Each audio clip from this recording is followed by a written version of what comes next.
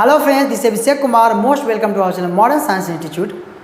आज हम लोग पोएट्री सेक्शन के 5वां लेसन एन एपिटाफ पूरा करने वाले हैं, जिसका कवि है वाल्टर डिलामेयर। तो सबसे पहले हम समझते हैं एन एपिटाफ। एपिटाफ क्या है? एपिटाफ मतलब होता है समाधि लेख। जब किसी व्यक्ति का देहांत हो जाता है तो उसके पास एक समाधि लेख तैयार किए जाते हैं उसके याद में, है ना। तो उसको हम लोग बोलते हैं एपिटाफ। तो वाल्टर डिलामेयर का जन्म होता है 1873 में और इनका मृत्यु होता है 1956 में। He was born in the village of Carlton in Kent, England. इनका जन्म जो होता है कार्ल्टन नामक गांव में होता है, केंट शहर में, इंग्लैंड देश में होता है। He lost his father at the age of 4 and had to move with his family to London. सबसे दुख की बात है जी कि अब ये 4 साल की उम्र में ही अपने पिता को खो देते हैं। मतलब इनका 4 साल उम्र होता है, ऐसे ही इनका पिता का देहांत हो जाता है ना। उसके बाद had to move with his family to London. बाद में उनको लंदन के लिए प्लान करना पड़ा। He is known for his sensitive concern with the world of children and the world of the supernatural. Supernatural मतलब होता है अलौकिक, कंसर्न मतलब होता है चिंता, सेंसिटिव मतलब होता है संवेदनशील। सुपरनेचुरल अलौकिक क्या है? देखिए, जो साइंस के लॉ और प्रिंसिपल के अकॉर्डिंग कोई चीज़ प्रमाणित ना किया जा सके उसको हम लोग बोलते हैं सुपरनेचुरल, है ना। या बोल सकते हो जो दिव्य शक्तियों में विश्वास रखा जाता है या दिव्य शक्तियों को या गॉड में विश्वास रखा जाता है, वो सब सुपरनेचुरल में आते हैं जी। तो उसको हम लोग बोलते हैं अलौकिक। तो ही इज़ नोन फॉर, वे जाने जाते थे, किसके क्षेत्र में जाने जाते थे? वर्ल्ड ऑफ चिल्ड्रेन, बच्चों की दुनिया और अलौकिक की दुनिया की चिंताओं के विषय के लिए ये जाने जाते थे। ये कवि जो थे बच्चे के ऊपर भी बहुत से रचनाएं लिखे हैं, है ना, बातें लिखी हैं। He songs for children and peacock pie depict world of dreams. इनकी जो 2 रचनाएं यहाँ पे दी गई है, songs for children and peacock pie depict world of dreams. जो इनकी 2 रचनाएं जो हैं वो डिपिक्ट करते हैं। डिपिक्ट मतलब होता है वर्णन करना या प्रस्तुत करना। तो इनकी जो 2 रचनाएं हैं वो सपनों की दुनिया को प्रस्तुत करती है। But even in this songs there is a note of melancholy. लेकिन इनके जो सॉन्ग्स हैं, इनके जो रचनाएं हैं, उन रचनाएं में ये मेलनकोली मतलब कि दुख भरी लाइनें जाहिर करते हैं, है ना। उस अपनी रचनाएं में दुख भरी शब्द को भी ऐड करते हैं, है ना। The poet makes us aware of the inhuman condition of modern life. ये जो कवि जो है, अवेयर मतलब होता है जागरूक करना, अवगत होना, है ना। इनह्यूमन मतलब होता है अमानवीय, कंडीशन मतलब होता है स्थिति। मॉडर्न लाइफ आधुनिक जीवन। तो ये आधुनिक जीवन की अमानवीय जो स्थिति है उससे हम लोग को अवगत कराते हैं, जागरूक कराते हैं कि आधुनिक युग में लोग कैसे एक दूसरे को शोषण कर रहे हैं, है ना। उससे लोग को जागरूक करते हैं एक कवि। He show his genius by evincing fresh interest in old themes. Themes मतलब होता है विषय, इविंसिंग मतलब होता है प्रकट करना। ये अपने जीनियस मतलब ये अपने योग्यता के अनुसार, अपने योग्यता के बल पे evincing fresh interest in old themes. ये पुराने विषय में भी एक नया ताजगी ला देते हैं। जो पुराने विषय हैं उसमें भी एक क्या करते हैं, एक न्यू इंटरेस्ट ला देते हैं, है ना, अपनी योग्यता के अनुसार। Queen Elizabeth second honoured him with the order of merit in 1953।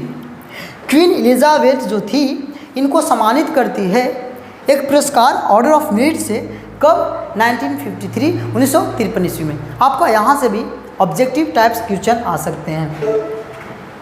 तो चलिए अब हम पोएम की ओर चलते हैं। देखिए, आपका पोएम का टाइटल है जी एपिटाफ। एपिटाफ बताएं समाधि लेख होते हैं। जब किसी व्यक्ति का मृत्यु हो जाता है तो जब उसको दफन किया जाता है तो दफन जहाँ किया जाता है वहीं पे एक समाधि लेख बनाया जाता है, कुछ ऐसा।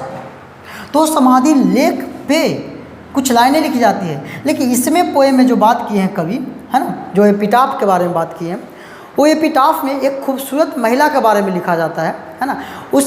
उस कब्र के में जो दफन होती है एक बहुत ही खूबसूरत महिला दफन होती है। और इस पोएम से मतलब जो एपिटाफ पे लिखा गया है उस पोएम से वो कवि जो है, ऐसा मानो कि कवि को उस खूबसूरत महिला से प्यार हो जाता है ना। और ये क्या करते हैं, वो खूबसूरत महिला को प्रपोज करते हैं, लेकिन वो खूबसूरत महिला जो है इनको प्रपोजल को रिजेक्ट कर देती है। ऐसा इनका पोएम से पता चलता है, लेकिन पता ना क्या हुआ है नहीं हुआ है कौन जानता है, वो ही जानते होगे जी। देखिए तो ये पोएम है। तो सबसे पहले अच्छा इस पोएम का थीम क्या है, मतलब इसमें कवि बताना क्या चाहते हैं। कवि ये बताना चाहते हैं कि चाहे कोई भी वस्तु कितना भी खूबसूरत हो, एक न एक दिन उसका अंत निश्चित है ना। चाहे कोई चीज़ कितना भी खूबसूरत हो, उसका विनाश तय है ना। वो अमर होके नहीं आया है ना, एक न एक दिन ख़त्म होना ही है ना। तो इसमें कवि एक जिक्र किए हैं beautiful lady, most beautiful lady, मतलब बहुत बहुत खूबसूरत महिला के बारे में है ना इस पोएम में जिक्र किए हैं, जो एक एपिटाफ से लिया गया है। एपिटाफ जो समाधि लेख पर जो लाइनें लिखी जाती है, उस लाइन को अपने पोएम में जिक्र किए हैं, है ना। तो सबसे पहले एक शायरी हो जाए जी। देखिए तो अर्ज किया है, ना कर गुमान इतना अपनी खूबसूरती पे ए हसीना, ना कर गुमान इतना अपने खूबसूरती पे ए हसीना, हमने वक्त के आगे हुस्न को ढलते देखा है, तुम तो एक छोटा सा दरिया रूप हो, हमने समंदर में भी प्यासे को मरते देखा है। तो चलिए अब हम लोग बिना टाइम पास किए पोएम को पढ़ते हैं जी। क्या है, here lies a most beautiful lady, वो जो कब्र में दफन है एक बहुत ही खूबसूरत औरत दफन है, बहुत ही खूबसूरत महिला दफन है उस कब्र के अंदर। लाइज मतलब होता है स्थित होना, है ना। इस कब्र के अंदर एक जो बहुत ही खूबसूरत महिला लेटी हुई है। Light of a step and heart वासी, देखिए light of a step and heart जो है आपका एक फ्रेज है, इसका मतलब होता है यहाँ वहाँ भटकना, इधर उधर हमेशा घूमने वाला व्यक्ति क्या कहलाता है, light of a step and heart. या बोल सकते हो वो कमिटमेंट नहीं करता हो। कमिटमेंट मतलब होता है कोई वचन, वादा, ये सब कसमें, ये सब है ना, कोई कसम देना या वादा करना, ये सब पे ऐसा मानो वो महिला को विश्वास ये सब कुछ नहीं था। ये सब उसके लिए कुछ नहीं मैटर करता था कि किसी को वचन दिया या क्यों एक बात पे वो टिकी हो, नहीं, वो सब उसके लिए कोई मायने नहीं रखता था। एक चंचल स्वभाव की महिला थी। I think she was the most beautiful lady that ever was in the west country, मुझे लगता है वो पश्चिम देश की सबसे खूबसूरत महिला थी।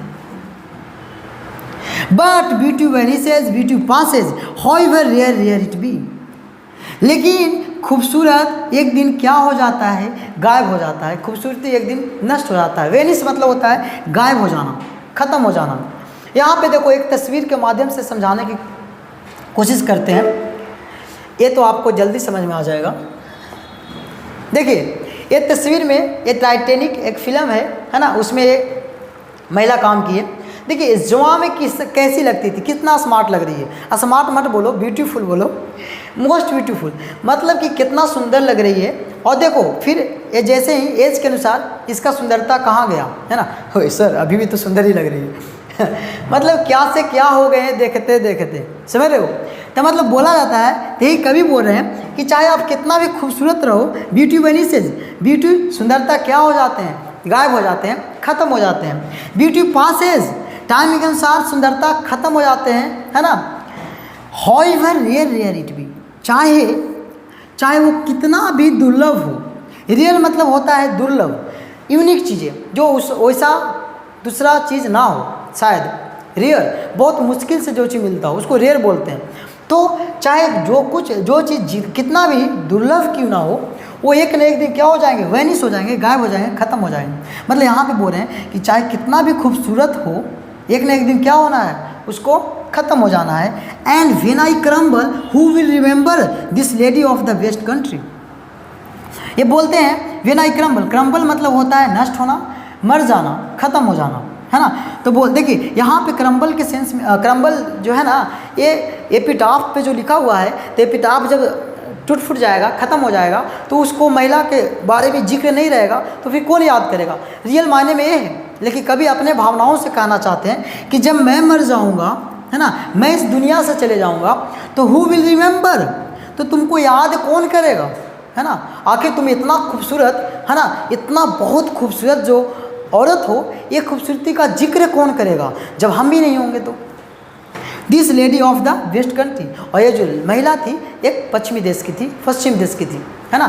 तो इस पश्चिम देश की जो खूबसूरत महिला थी, जब कभी नहीं रहेंगे, मतलब जब एपिटाफ नहीं रहेगा, तो फिर इस महिला के खूबसूरती का जिक्र कौन करेगा, क्योंकि बहुत बड़ा खूबसूरत महिला थी। चलिए, तो आज का क्लास इतना ही है ना, फिर मिलते हैं। लव यू, जय हिंद, जय भारत।